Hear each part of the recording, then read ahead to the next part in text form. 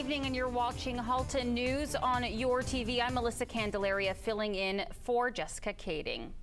So Halton Region is a little late with their COVID-19 numbers. As soon as we went live, we still haven't received today's numbers. So to recap, here is a look at Tuesdays with 2,322 cases total region-wide, 283 active and 36 deaths. Specifically, Oakville with the highest number of cases at 131, 2 hospitalizations and 6 reported deaths. Milton sits at 68 cases, 5 hospitalization and 4 deaths. Burlington with 53 cases, 3 hospitalizations and 15 deaths. And Halton Hills also with 3 hospitalizations, 31 active cases and 11 deaths. And just to remind you that according to the new provincial criteria, we are sitting at the protect level, which is the second of the 5 levels within this new framework.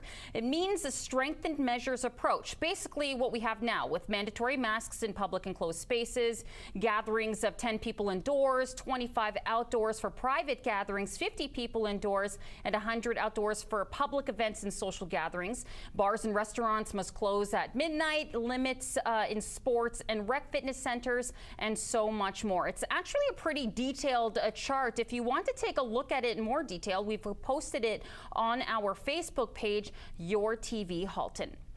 From the development of an online digital Main Street to extensions for restaurant patios, the town of Oakville and its BIA moved quickly to support local businesses during COVID-19. The town's continued economic recovery is the subject of tonight's episode of Oakville Matters. Here is a preview where Maureen Healy, Executive Director of the Bronte BIA, suggests what will be most important as winter weather takes hold. Have a look. As we look ahead, Maureen, what would you identify as the number one objective for the winter, or the number one need? I think it's to get people outside. So that's the beauty of a BIA. It's an outside Main Street, back to your example of the mall. So people can be outside, they just need to dress for the weather, and they can window shop, they can go into the stores, they can do takeout. Bronte, we have the advantage of having the beautiful waterfront there. And I'll put a plug in that we weren't able to do the at-home in Bronte Muskoka chair project in the summer because people couldn't gather to paint the chairs. So we've actually hired professional painters to paint the chairs, and we're going to put them out at the end of November. So people will be able to go and look at the art installation, grab a coffee, sit outside, walk around, do a bit of a scavenger hunt with each of the chairs. So whatever we can do to get people outside for mental and physical health, as well as our business health, I think that's going to sustain us through the next few months. Oakville Matters airs tonight at 7:30. Mayor Burton is joined by all 3 BIAs and representatives from the restaurant industry. With no foreseeable end to the pandemic restrictions and winter looming, many experts are worried about an impending mental health crisis. One new Burlington company is creating an aid for many suffering from anxiety. Nikki Wesley reports. These photos clearly show a very happy Samira Ali as she watched the results of the Ontario Liberal nomination for Milton come in last week, declaring her the winner. The Milton councillor took some time out of her busy schedule to speak with me earlier, and when I asked her how she felt about being officially declared the Liberal candidate, she says she was excited and expected this outcome. I had an idea that it will be a win for me because I had a very strong team, and from day one we were working hard to sign up members, and as you know, all of this process was online, so it was twice as hard. It was a new process, and it was hard for the voters, it was hard for our team, but we made it. And in the end, what people saw was solid teamwork that came through, hard work that came through, positive politics that won. And although Ali says she ran a positive campaign, the same can't be said for all. This nomination election apparently getting very nasty, with Ali specifically being targeted. I think this is a lesson to learn for many. Whenever there are women who are running for any election, they are mostly seen as an easy target for sleaze campaigns, for malicious campaigns. So in my case, what happened was pictures of me in my past were pieced together to form a false narrative about me, and that was then blasted to all the members and registered voters using anonymous programs and apps and whatnot. And so it became an issue for a little bit, but I took it head on. I made a public statement about it, and that kind of actually garnered me a lot of support, because nobody in our towns or our nation, for so to speak, appreciates negative politics. People reject it, and that's part of being a Canadian. So all the people who really do understand what being a Canadian is about, understand what Canadian values are, rejected that negative campaign, and the result speaks for it. Putting all that negativity aside, Ali is hopeful that change is coming. She says the proof is in the record-breaking memberships in Milton. It really shows what we have been saying for the longest time, that Milton is growing fast, and it's turning into a very progressive town, and more so now than ever, because we have added a lot of residents in the past 5 years, so to speak. We have doubled almost our south side. So, and that speaks for it. A lot of the people who have moved in Milton are much like me. They're immigrants and come from various backgrounds, and appreciate being Canadians, and also appreciate their cultural roots and have progressive values. So I think that is what the numbers have shown. It showed when Adam Vancouverden won as our MP, and now the membership numbers, which was well above 4,000 members for just this nomination, shows that as well. And I think that's a very good thing. It's a good sign for us, and I take great confidence in those numbers. And I congratulate my opponents for working hard, because it was all the candidates who worked hard to sign up that many members. Of course, that is live television for you. That is the wrong clip that we put up. That, in fact, actually was Samira Ali. She is a Milton councillor who won the nomination for the Ontario Liberal Party for Milton. And just to kind of round out that story a little bit, Ali will, of course, continue her work as councillor until the writ drops for the 2022 provincial election. Now, normally, when a sitting councillor runs for a higher political office, they would take a leave of absence during campaign time. And if the candidate is successful, they would then resign their post as councillor and enter either a by-election would be called, or council would appoint a new one. If the candidate is unsuccessful, they resume their duties as councillor. Having said that, the municipal election in Milton is also in 2022. So technically, Ali could run for the provincial seat, and if she's unsuccessful, she could stay on as councillor and run for the re-election later that year as councillor. It's already going to be an interesting 2022, that's for sure. So let's dial it back to the story that I wanted to air before, and that is this new company who's looking to find a new way to help people deal with anxiety. Nikki Wesley has that story. 2 years ago, Peter Billiard and Aubrey Dan started Empower Farm in Burlington, with a dream of creating a first-of-its-kind CBD pharmaceutical. We had a vision together of pharmaceuticalizing CBD. We knew that there was a lot of the recreational, a lot of hearsay, but what we wanted to do was bring the science and make it pharmaceutical, which means it's standardized dosaging, that you go through the proper clinical research. They're currently going through the pharmaceutical process to get approval from Health Canada and make Empower CBD tablets accessible through prescription to all Canadians. The active pharmaceutical ingredient is a Canadian-made synthetic CBD. The beauty of it is that when you're dealing with synthetic, like all pharmaceuticals, they're all synthetic, what you do is you ensure that the potency and every single dose is exactly the same. The difficulty with plants is that because they are biological, you don't get that consistency, and depending upon how you grow it, it could be outside, indoors, you name it, you're not going to get that consistency. And what the healthcare professions want and the patients want is knowing that every single dose is going to be exactly the same. And that's absolutely critical. And with pharmaceutical, the standard is not just to make it the same, but the quality control of all aspects of manufacturing.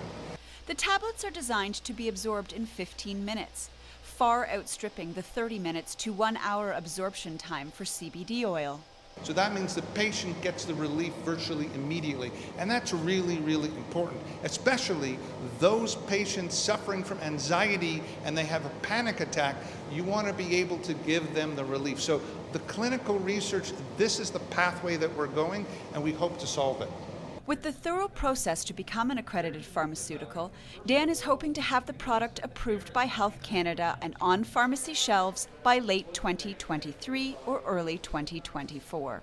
What people are doing, especially now during COVID times, is they're looking for relief for the mental health and their well-being. And the difficulty is that the pharmaceuticals that are out there, typically the benzodiazepines, can be highly addictive. So with CBD being non-euphoric and non-addictive, this is really the opportunity and the time. And in fact, our clinical trials are focused on anxiety, specifically social anxiety disorder, which is a huge issue globally.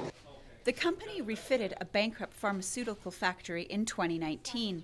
Coming from Toronto, Dan was thoroughly impressed with Burlington's willingness to work with them. Marianne Mead Ward toured the factory yesterday and is delighted to have them start right here. But CBD without the hallucinogenics and all of that stuff actually has very important medicinal properties for anxiety, for pain management. It can help to get people off highly addictive opioids.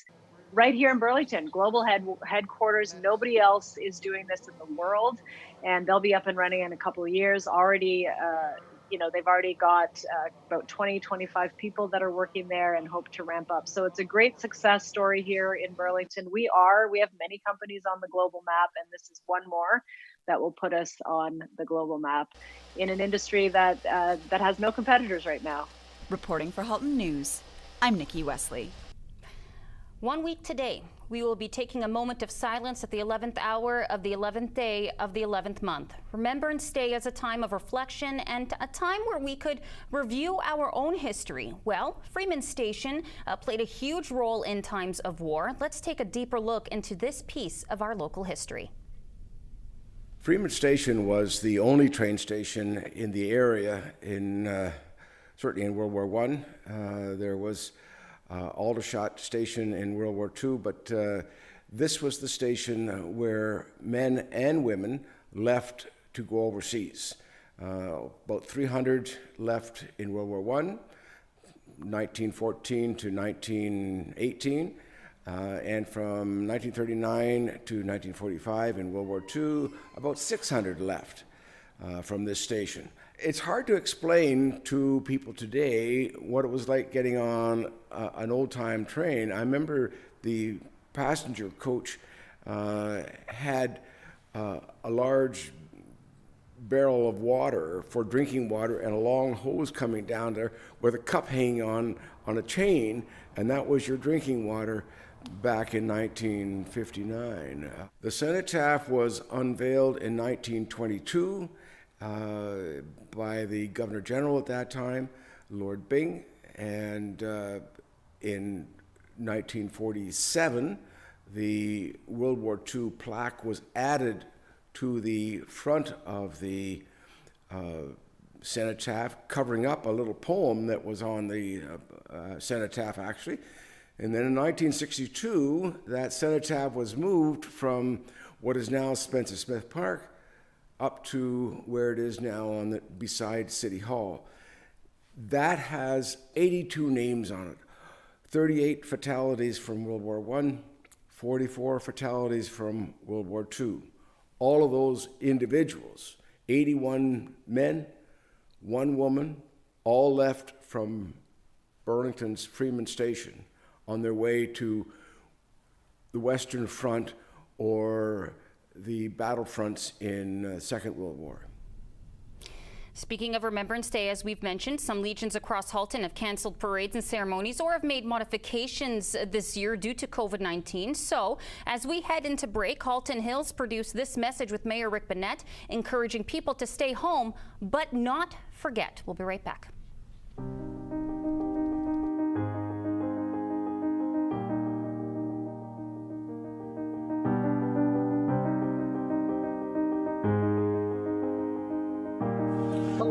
I'm Mayor Rick Bonnet from the town of Halton Hills. And as you can see, I'm standing in front of the Georgetown Cenotaph. Coming up on November the 11th is Remembrance Day. And normally I'd be encouraging everybody to come out to the cenotaphs in Acton and Georgetown and Glen Williams to recognize those who paid the ultimate sacrifice and those brave men and women who represented our country during the war, to have given us the freedoms that we enjoy today. Unfortunately, with the COVID-19, it's a whole different Remembrance Day. I'm asking you to stay home and leave it to the veterans and the Legion members of Branch 120 and 197 to lay the wreaths.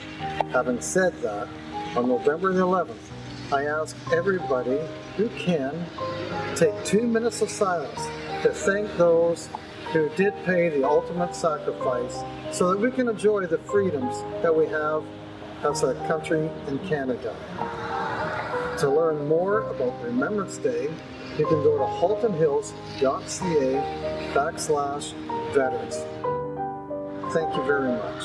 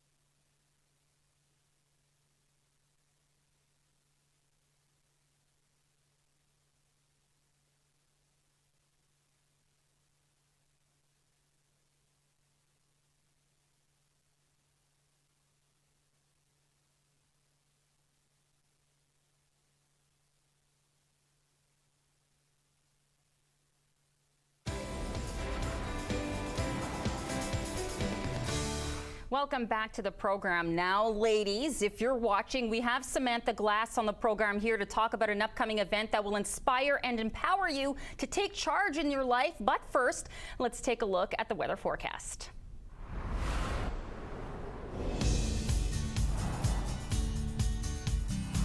A beautiful shot of Milton Hospital. Looks like it's going to be a lovely week. Higher than normal temps for the this time of year. Mix of sun and cloud tomorrow at a high of 16 degrees. Hopefully you still have some of your summer clothes handy, as we can expect a great kickoff to the weekend with sunshine and 18 degrees for both Friday and Saturday. Sunshine for Sunday at 17 and a mix of sun and cloud for Monday at a high of 17 degrees.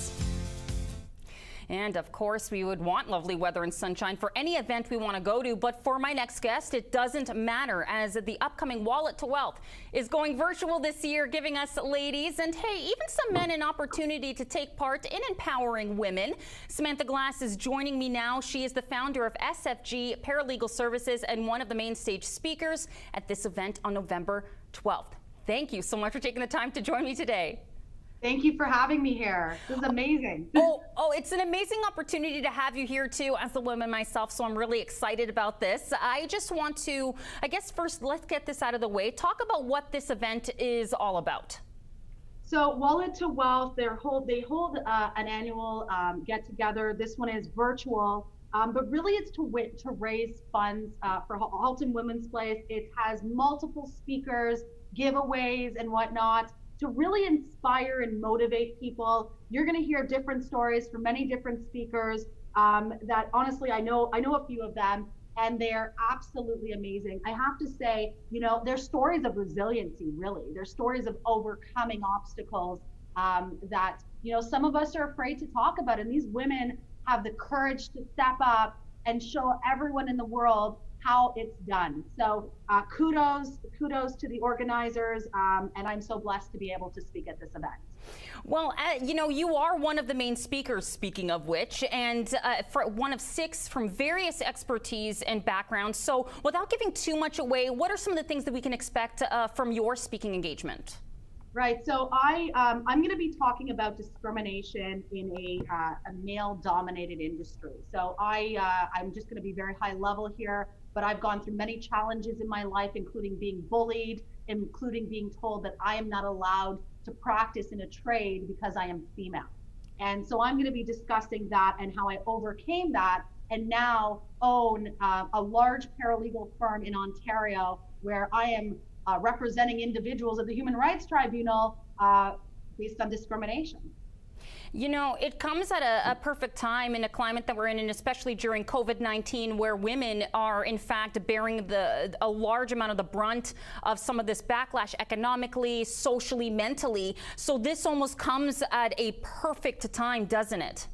It really does. I mean, right now they're with the school systems, and some schools are online. Sometimes it's in class. Sometimes they have to send kids home. You know, the mother is expected, historically expected, to ensure that the children are constantly taken care of, including getting them home during COVID or staying home with them during COVID and adapting their life and adapting their work, and sometimes not even being able to work and then getting fired. So yes, this comes at the perfect time, and I just really want to share this story because, look, people don't want to admit when they've had to face something like this. It's embarrassing, but it has to be talked about. It certainly does. And you know, so let's get right to it for the logistics. It is for Halton Women's Place, and lots of funds were raised already. So how can people sign up to take part of this event on November 12th? Yeah, so you can go on social media. You can go to Wallet to Wealth. They also have a website that you can go to, and I'm sure that we're going to be posting it here for everybody to see. But you can go onto their website to donate money. This is a great cause. It supports so many women. This is Women's Halton Place is a place that's supporting homeless women. It's supporting abused women and doing many other things and providing great resources. And this is what we need to do. We need to support charities like this because you never know when you may need help and you may need to go to an establishment like this. Well, I'm definitely inspired, especially by you and the many speakers that are going to be joining us at this event on November 12th. I want to take this opportunity. Thank you so very much for doing what you do and sharing your story. Thank you. I appreciate being here, and I look forward to seeing everybody at the event, and look forward to continuing to support this great organization. Thank you so much. And of course, to support women all across Halton. And on that note, let's see how our stocks are doing today.